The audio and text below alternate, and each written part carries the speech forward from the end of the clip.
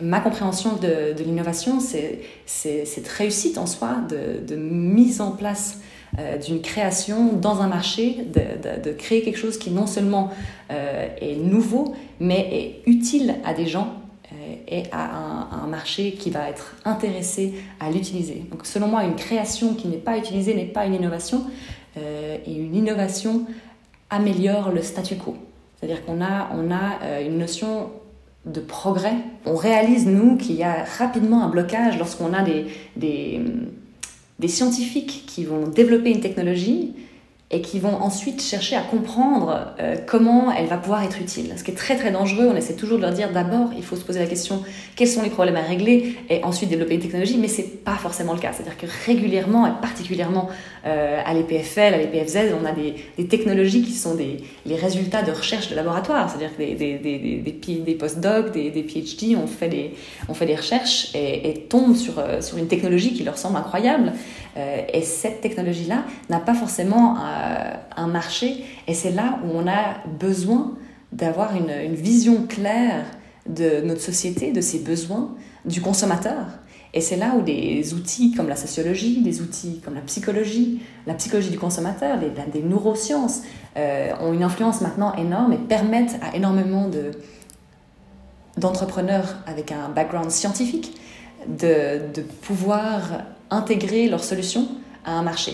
Les personnes qui viennent vers nous et qui ont envie de lancer un projet, on les pousse à se poser la question de quel est le problème auquel la création que j'ai faite va pouvoir répondre. Donc c'est la première question qu'on va leur demander et qui est souvent qu'on la sous-estime. C'est-à-dire qu'on estime la savoir. Donc ça, c'est un cas qu'on voit et revoit d'entrepreneurs qui ont des connaissances techniques, qui ont développé une technologie, puis qui sont certains de savoir à quoi cette technologie va servir.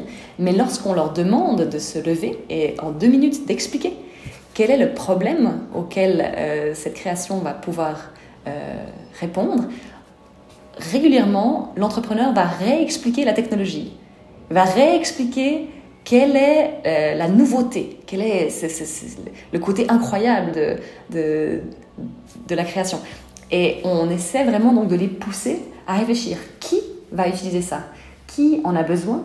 Est-ce que le coût de changement pour cette personne, c'est-à-dire que là, la personne sûrement utilise déjà une machine ou quelque chose de similaire, il y a une amélioration avec la vôtre, mais est-ce que ça va être assez pour que cette personne fasse le choix difficile de changer? Et on sait aussi, ça, basé sur énormément de recherches d'ailleurs en sciences sociales, qu'on n'aime pas le changement. Donc il y a aussi toute une limitation à ce niveau-là. Donc je pense que la première chose qu'on va faire, c'est qu'on va leur demander de réfléchir à quel est le problème que leur création va résoudre. Finalement, on a une vision de l'innovation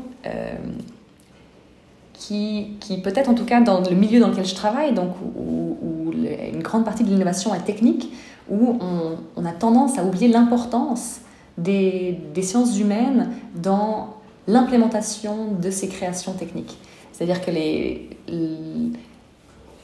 une création ne devient pas une innovation tant qu'elle n'a pas rencontré un marché. Pour comprendre ce marché, comprendre le consommateur, on a besoin d'études psychologiques, sociologiques qui permettent donc de créer un persona, qui permettent de comprendre qui est-ce qui va utiliser la création.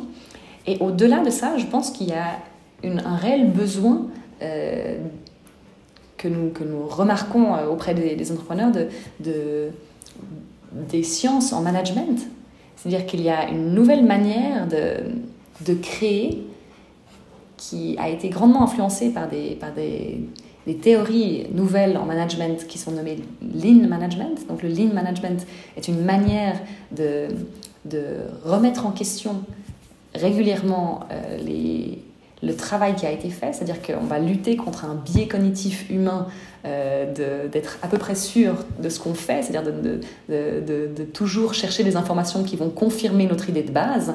Donc le Lean Management va tenter de lutter contre ça, va permettre donc aux entrepreneurs, peut-être avec un produit qui est technique, de se dire je vais le confronter aux consommateurs, je vais leur demander leur avis, je vais intégrer cet avis, je vais changer mon produit, je vais l'améliorer de telle ou telle manière.